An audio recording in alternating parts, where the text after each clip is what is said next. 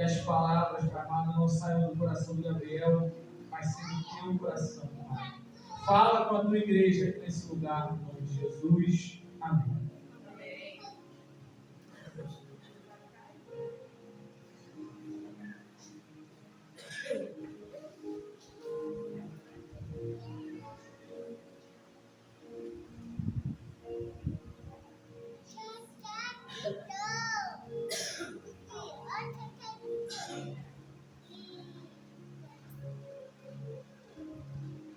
Amém, aleluia. Então, toda a igreja com a paz do Senhor, amém? Amém. Desde já, quero pedir para lermos o Evangelho segundo escreveu Lucas, capítulo 24, versículos do 5 ao 6.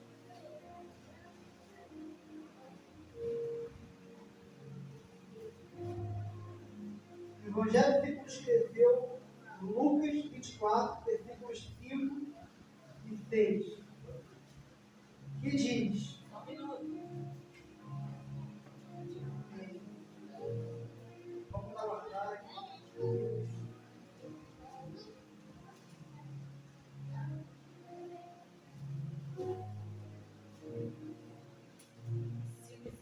Isso.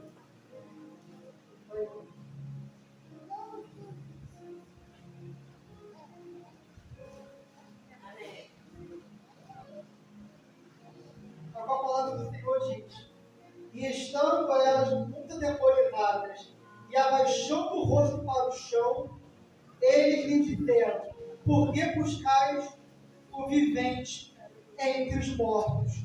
Não está aqui, mas ressuscitou. Lembrai-vos como vos falou, estando ainda na Galileia. Aleluia.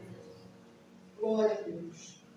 Meus irmãos, o Evangelho, a Bíblia, ela possui 4 bases: a criação, a queda, a redenção e a glorificação. Nós sabemos que no Gênesis, Deus, Ele criou os céus e a terra. Ele criou tudo com muito carinho, com muito amor, com as suas poderosas mãos. Criou as plantas, criou os bichos, criou os seres humanos, tudo com muito amor, com tanto carinho, nos mínimos detalhes. O Senhor fez tudo direitinho. Mas, infelizmente, o homem acabou se corrompendo e ele foi destituído da glória de Deus. Quando o homem se separou, ele acabou perdendo aquela conexão com Deus. O homem já tinha tudo para ser eterno, mas infelizmente ele escolheu a morte. Foi uma decisão. Mas o Senhor, Ele é tão bom que Jesus nunca foi o plano B de Deus. Mas Jesus sempre esteve nos planos do Senhor. E interessante que antes o homem tinha a natureza do Espírito. E após se desligar, se desconectar de Deus, o homem, ele acabou adquirindo a natureza adâmica, a natureza pecaminosa. A carne acabou dominando o ser humano. Mas o Senhor, ainda assim, já tinha tudo planejado. O Senhor nunca perdeu o controle de nada. E por amor a nós, Ele acabou fazendo a promessa de que o Messias viria. E no Novo Testamento nós vemos um lindo casal de descendentes da tribo de Judá, Maria e José. E Maria, ela foi a mais agraciada entre as mulheres, porque ela estava desposada, ou seja, ainda era noiva de José. Ela havia sido dada em compromisso em aliança com José. A partir daí nós já vemos que o Senhor, Ele nunca vai dar uma promessa a quem é desocupado, mas a quem tem compromisso, a quem tem aliança. E mesmo nessa época que eram apenas noivos, Maria, ela acabou sendo agraciada. Não tinha aquela relação íntima com José, mas o Espírito Santo gerou no ventre dela um embrião, um feto, um ser gerado, o próprio Deus, o próprio Espírito chamado Jesus, o Salvador, o Filho de Deus. José, ele foi uma figura paterna, terrena para Jesus, mas Jesus era o Filho do Deus Altíssimo. A natureza dele era celestial, não era terrena. Jesus foi gerado pelo Espírito e ele não tinha a natureza adâmica que nós, meros mortais, temos. Jesus é especial. O Verbo se fez carne, o Verbo estava com Deus e o Verbo era Deus. Deus dá a promessa, mas foi Maria que teve que gerar a promessa. E é assim mesmo, Deus nos dá a promessa, mas nós que temos que gerar aquela promessa. E Jesus nasceu em Belém, que ficava em Judá, mas ele foi criado em Nazaré, que ficava na Galileia. E o menino Jesus, ele foi crescendo em graça, em conhecimento, em estatura. Jesus, ele foi crescendo. Aleluia! Ele foi iniciando o seu ministério. E a promessa também foi se cumprindo, porque Jesus, ele foi ao encontro de João Batista, o seu primo. O interessante é que, mesmo João Batista sendo primo de Jesus, João Batista, ele não ficou se achando por causa disso. Não ficou falando, me respeite porque eu sou primo de Jesus. Não. Quando João Batista encontrou Jesus, ele falou, eis que vem o Cordeiro que tira o pecado do mundo. Aleluia. João Batista só tinha uma pregação, que era de arrependimento dos pecados. Estava preparando o caminho para o Salvador. Jesus estava vindo ao encontro, que João Batista era a voz do que clama no deserto. Amém. João Batista era apenas um instrumento. Olha só que a palavra diz, a voz do que clama no deserto. A voz era de João Batista, mas quem clamava era o Senhor. Era a voz do que clamava. É o Senhor. E quando Jesus se aproxima e pede para ser batizado por João, ele se sente constrangido e fala, Senhor, eu nem sou digno de atar as sandálias dos teus pés, Jesus. Era eu que deveria ser batizado pelo Senhor e não ao contrário. Mas Jesus fala, João, você precisa me batizar para que se cumpram as Escrituras. E quando João Batista batiza Jesus, uma voz do céu diz, esse é meu filho amado em quem me comprava. Era Jesus falando. Jesus já está pronto para iniciar o seu ministério terreno nessa terra. O interessante é que a palavra diz em Mateus capítulo 4 que após ser batizado, o Espírito conduziu Jesus ao deserto para ser tentado. E aqui a gente já vê uma coisa. Quando nós somos batizados, não é garantia de que a gente vai ter a vida boa, não. Quando a gente é batizado, a batalha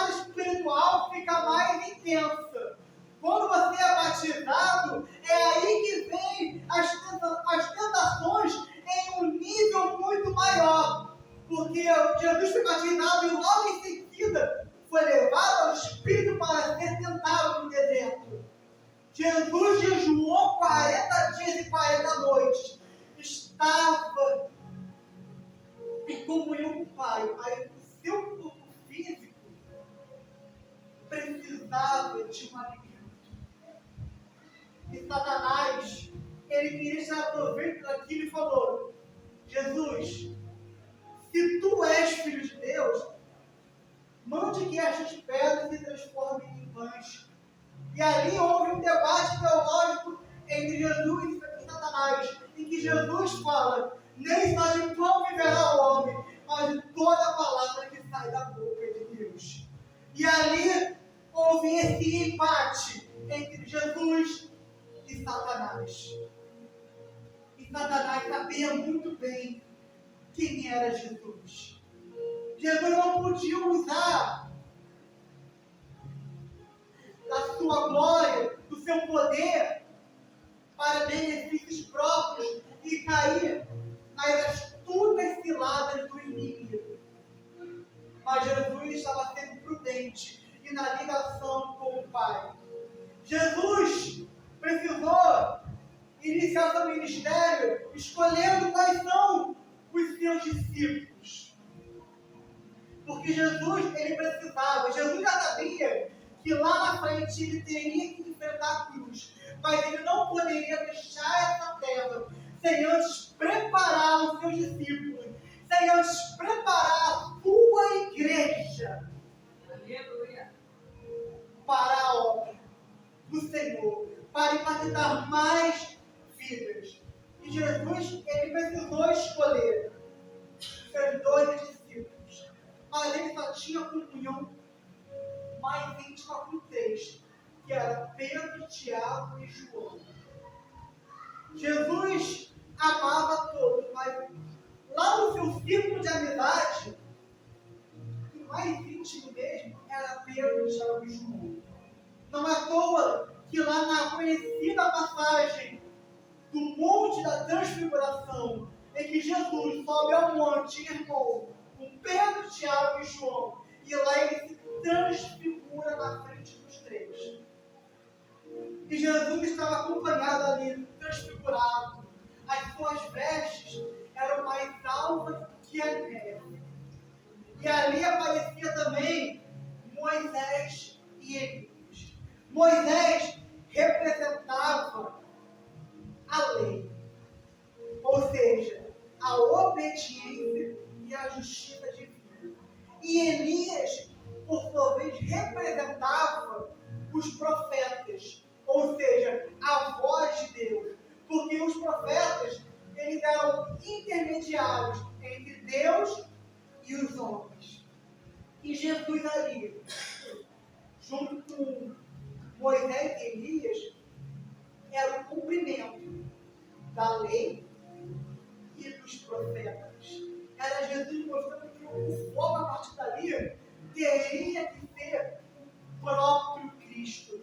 O objetivo de tudo teria que ser o próprio Jesus. A lei e os profetas, Jesus veio não para anular, mas para cumprir. Porque o ser humano não conseguiu dar conta de cumprir todas as ordenanças, todas as leis que Deus instituiu para o seu povo. Mas Jesus, ele veio para reconciliar a humanidade, veio para cumprir os mandamentos que o homem não conseguiu cumprir, os mandamentos que o homem perturbou. E ali ele preparou. Jesus precisava garantir que os seus discípulos estavam prontos para essa missão após a partida dele. E o interessante é que os discípulos, muitas das vezes, na sua imaturidade, acabavam brigando. Jesus veio para anunciar as boas novas, o Evangelho. Mas quando os discípulos viam alguém de fora, que não faz parte ali do hall de discípulos, via alguém estar pregando, eles iam abordar essa pessoa e acabar criticando essa pessoa. Os discípulos falavam: Jesus, tem ali um homem estranho que não anda com a gente e está pregando em teu nome. E Jesus falou, ué, por acaso aquele homem está falando mal de mim? Aquele homem está pregando contra mim? Não. Então deixa eles pregar em paz. Deixa o homem pregar em paz. Deixa essas pessoas seguirem o discipulado aqui de anunciar as boas novas. Os discípulos ficavam brigando para ver quem seria o chefe dos apóstolos, quem seria o maior de todos, quem seria o maior do grupo. E Jesus, com toda a paciência, com todo o carinho, mas claro, em muitos momentos, tendo uma atitude mais enérgica, estava ali discipulando aqueles discípulos imaturos, discípulos que queriam disputar para ver quem ia ficar do lado de Jesus quando ele fosse para a glória. Ficavam brigando por coisas poucas. E Jesus precisava apaziguar a briga entre eles, falar, olha só, quem quiser ser o maior tem que ser o menor. O reino de Deus é totalmente princípios contrários dessa terra. E mesmo assim eles ficavam discutindo, ficavam de picuinha um com o outro. Não, eu quero ser o chefe dos apóstolos. O outro falava, não, é eu que deveria ser. Ah, eu sou mais íntimo de Jesus. Ah, é? Mas Jesus me escolheu primeiro, então eu que devo que ser. E Jesus, vendo aquilo, pegou uma bacia cheia de água, pegou um pano e começou a lavar os pés dos discípulos. O mestre ali, na sua humildade, mostrou que o reino de Deus não se trata de quem vai ser superior a quem. Então Jesus começa a lavar os pés de Pedro. E Pedro ele fica constrangido e fala, mestre, não faça isso. E Jesus fala, se você não me deixar lavar os seus pés, você não tem parte comigo. E aí Pedro, ele até começa a ser mais acusado e fala, Jesus, já que o Senhor vai lavar meus pés, então me dá um banho logo, me lava todo. E Jesus fala, Pedro, você não precisa de banho, porque você já está limpo. Então Jesus foi lavando o pé, um por um, com toda a humildade. O mestre ali se fez servo, com todo o amor, com todo o carinho, com todo o zelo, toda a compaixão. E após isso, Jesus fala, vocês me chamam de mestre e fazem bem, porque eu sou mestre. Mas se eu, que sou o Senhor, estou aqui servindo, vocês também não deveriam fazer o mesmo? Ouçam, meus filhos, vocês não vão me ter aqui para sempre, mas um mandamento eu deixo para vocês, que vocês se amem uns aos outros, assim como eu amei vocês. E os discípulos ficaram constrangidos. Jesus precisou de fato fazer isso com toda a paciência, com toda a mansidão, até mesmo na hora de realizar milagres. Jesus ele tinha uma estratégia, que era chegar, dialogar com a pessoa, pregar a palavra e aí sim fazer um milagre. Porque Jesus sabia que milagre não vai sustentar ninguém em dia de tempestade, mas a palavra sim. E é por isso que Jesus pregava antes do milagre. Jesus sabia que em dias que ele fisicamente não estivesse ali com essas pessoas, era a palavra que ele deixou que iria manter a fé deles firme. Ele priorizou isso muito mais do que o milagre. Então chegou a época da Páscoa. Na época da Páscoa, Jesus ali apresentou a ceia do Senhor para os discípulos, em um cenáculo que ficava sobre o monte de Sião, fora das muralhas Jerusalém. Ali, Jesus, ele apresentou, de fato, a nova aliança. Pegou o cálice, colocou dentro do cálice o fruto da vide, pegou um pão ágil, que era um pão sem fermento, basicamente um pão feito à base de farinha e água. Jesus partiu o pão, falou que aquele fruto da vide, aquele cálice, representava o seu sangue, uma nova aliança. E o pão representava o seu corpo. E foi fazendo aquele momento de comunhão com todos, até mesmo com aquele que viria de trair. E a palavra diz, em Marcos capítulo 14, versículo 26, que após a ceia do Senhor, Jesus cantou o hino. Mas a palavra não registra que hino é esse que Jesus cantou. E ainda bem que a Bíblia não mostra isso. Porque senão, com certeza, nos dias de hoje, em culto de ceia do Senhor, só iríamos cantar o hino que Jesus cantou. Basicamente, entraríamos no modo religioso, no dogma da igreja, que Jesus com certeza não iria querer isso. Mas nós sabemos que o hinário de Israel é os salmos, são os salmos. O livro de Salmos apresenta as músicas que os judeus cantavam. Para não ferir a palavra, não posso afirmar que hino foi esse que Jesus cantou. Mas se eu pudesse chutar um hino, seria o Salmo 121, que tem tudo a ver com o que Jesus haveria de passar. Não posso comprovar, mas o Salmo 121 com certeza se encaixa muito bem para aquele momento de ceia do Senhor, em que é um cântico que fala: elevo os meus olhos para os montes, de onde me virá o socorro. O meu socorro vem do meu Senhor, que criou os céus e a terra. Não deixará que o meu pé vacile.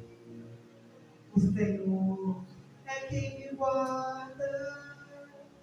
Não dormirá o guarda de Israel, pois ele é o meu socorro. O Senhor é quem me guarda. É minha sombra direita. Ele guarda a minha alma, me protege contra o mal. Ele guarda a minha entrada e a minha saída, desde agora e para sempre. Nós podemos imaginar qual foi esse mais para a ocasião de um filho de Deus que iria vir a ser entregado numa cruz. Eu creio que um cântico que fala que o Senhor guarda a alma dele, eu imagino que talvez possa ser esse cântico que Jesus entoou para simbolizar aquele momento. E naquele momento de ceia, Jesus fala que alguém viria de trair. E os discípulos começam a falar: mestre, sou eu? Será que sou eu, mestre? Mas Jesus já sabia que Judas Iscariotes era aquele. E para ter certeza de que Jesus estava no controle de tudo, Jesus chega até Judas e fala: vai e faz o que você tem que fazer. Jesus se ausenta, Judas, ele se ausenta da mesa para ir buscar os guardas romanos. E Jesus, para se preparar para aquele momento, ele subiu ao Getsemane com Pedro, Tiago e João. Jesus só queria que os três orassem com ele por pelo menos 1 hora, mas os três acabaram dormindo. E Jesus começa a orar ali e fala: Pai, se possível, passa de mim esse cálice, passa de mim a tua ira, mas que não seja feita a minha vontade, mas seja feita a tua. E Jesus começa a sangrar gotas de sangue. Hoje nós conhecemos que é um processo chamado de hematidrose. Hematidrose é quando a pressão sanguínea está tão elevada que os seus vasos sanguíneos se rompem e começa a sair sangue dos seus poros. Isso pode te levar até a um infarto. Jesus correu o risco de ter um infarto ali ao suar sangue. Mais uma vez mostrando que nenhum de nós iríamos aguentar o que Jesus aguentou. De tanta angústia que ele sentiu naquele momento. E Jesus desceu com os três. E ali, Judas já estava esperando com a guarda pretoriana, a guarda romana. E nós sabemos que Judas se aproxima de Jesus e dá um beijo nele para sinalizar que aquele era de fato Cristo. E ainda assim, mais uma vez mostrando que Jesus estava no controle de tudo. Aleluia. Os guardas ainda perguntam: quem é você? E quando Jesus fala: eu sou Jesus, aquele que me procura, a palavra diz que só pelo fato de Jesus falar eu sou, os guardas romanos se prostraram com medo. Glória! Os guardas romanos que vieram prender Jesus perguntaram quem é ele, receberam a sua resposta. Jesus falou: eu sou. E eles se ajoelharam. Mais uma vez mostrando que Jesus nunca teve forma de controle. Glória a Deus, aleluia. Mas Pedro ainda assim vai lá e corta a orelha de Malco. Jesus pega a orelha e cola, restaura a orelha de Malco.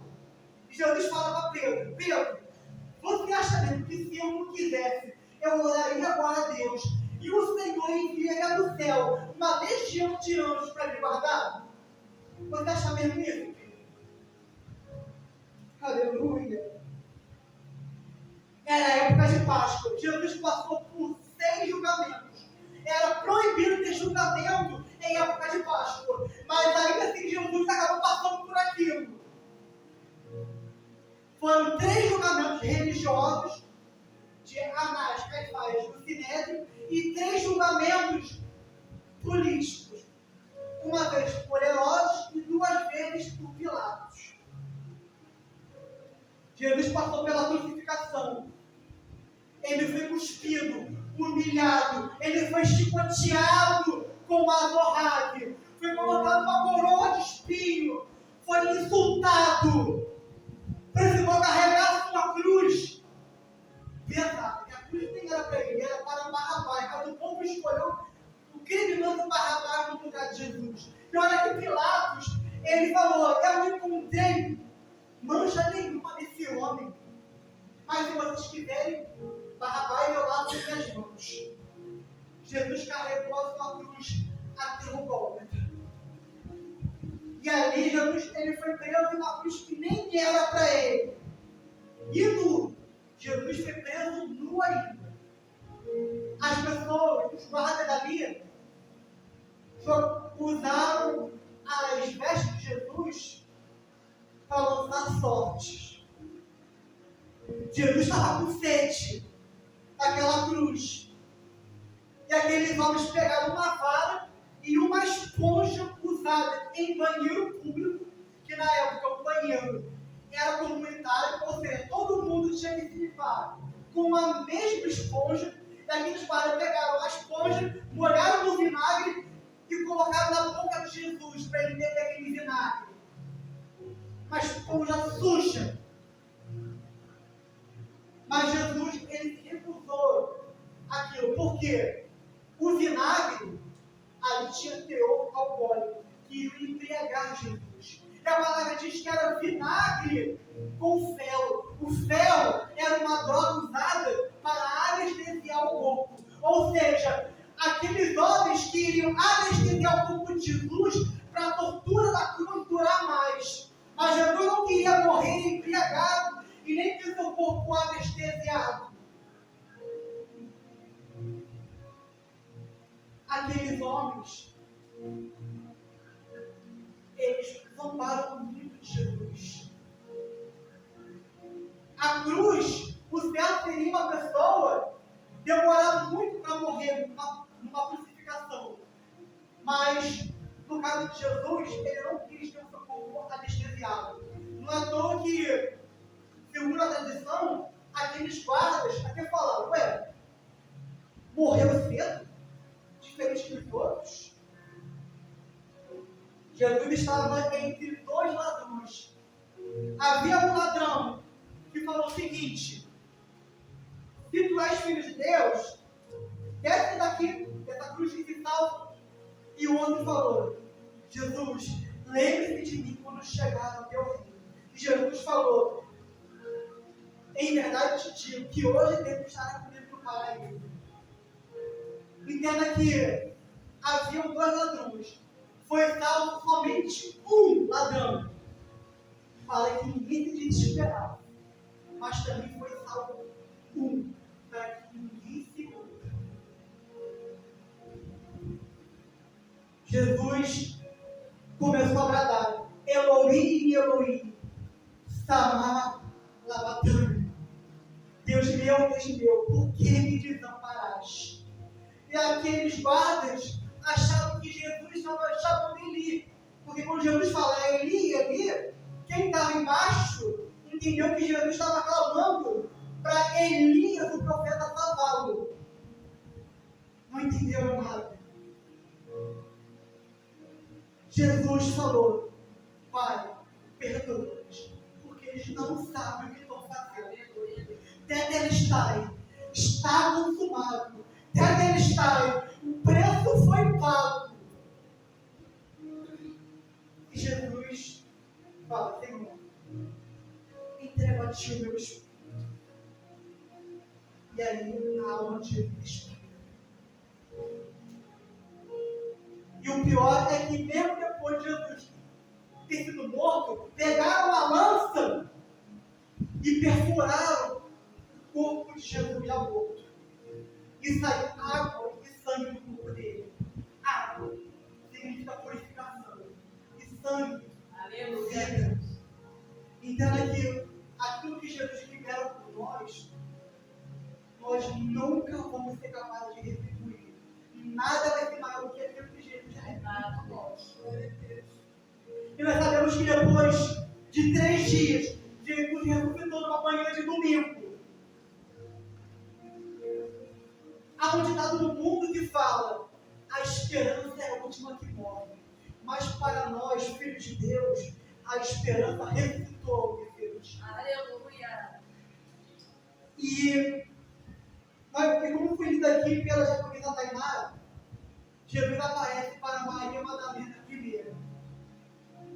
Depois é avisado aos discípulos. Tomé não acredita. Tomé só acredita que Jesus ressuscitou quando vê as marcas. Quando Jesus de fato aparece ali fisicamente, ressuscitado para ele. As marcas de Jesus salvam Tomé. As marcas de Jesus curou Tomé. As feridas dele. E logo depois Jesus ascendeu ao céu, prometendo que irá voltar um dia. Aleluia. Na Páscoa, nós ganhamos muito mais do que chocolate. Nós recebemos vida e vida abundante. Para encerrar, entenda uma coisa. Muitos se perguntavam, e muitos se perguntam até hoje, se Davi era um homem segundo o coração de Deus, por que ele pecou tanto? Se Salomão era um homem tão sábio, por que ele errou tanto? Se Deus já sabia que Roboão, Jeroboão, rei Manassés iriam vir a ser reis tão terríveis, por que o próprio Deus permitiu reinar em Israel? Por quê?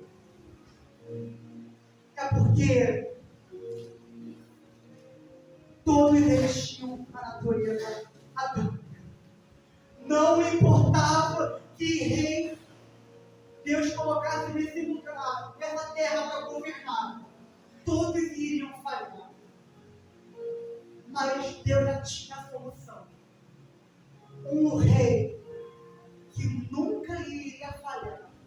Jesus, o Rei dos Reis, o sacrifício perfeito por toda a humanidade.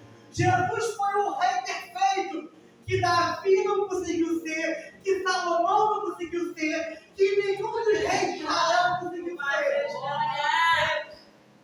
Mas Jesus foi. Os reis do reino de Israel estavam mais concentrados ali, naquele povo. Mas Deus nos deu o Rei Supremo de todas as nações, tanto para judeus quanto para gentios.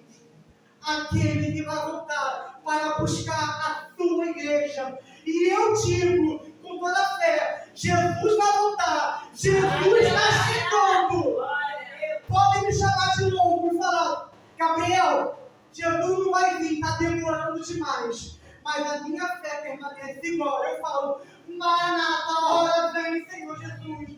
Maranata, Jesus, o Senhor vai vir. E para nos buscar, eu tenho certeza naquele em que eu tenho crido até os dias de hoje.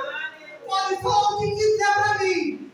Podem até falar: Gabriel, a Bíblia é contraditória, a Bíblia é mentirosa. Mas eu falo: Jesus está chegando e eu vou morrer acreditando. E tem mais. Eu não quero ser lembrado como alguém legal, não. Eu quero ser lembrado, no dia que eu descer a sepultura, como alguém que teve fé em Jesus.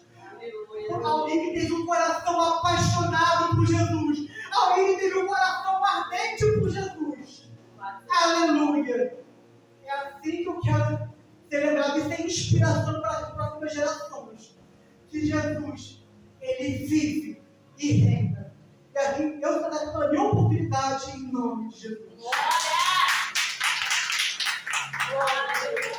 Aleluia! Senhor, vive, Jesus.